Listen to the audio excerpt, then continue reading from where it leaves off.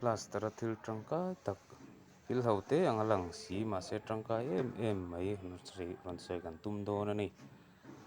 tiang hian kan muang hian plaster reng hian a kuar lai te kan bel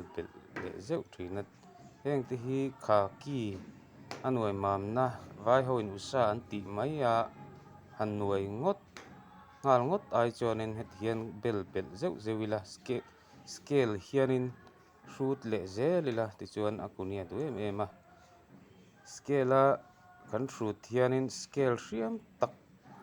hi chu a tha bik lem lawa scale hriam lutuk lo in ni theisela chuanin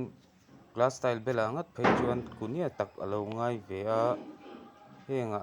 te pawh hianin at kunia du bik em a heti hian heng hi mistri la ni tur te le ni mek te tan pawh in lo tangkai pui ve takin kan han tilang zok ani a ongai min lo subscribe saka like min lo ne sak ve tu pai kan ron ngen chewa in tan video dang na tho dan hrang te tangkai le hlok zok sot zok si a ti dan te kan ron tilan zel kan tum dawn ani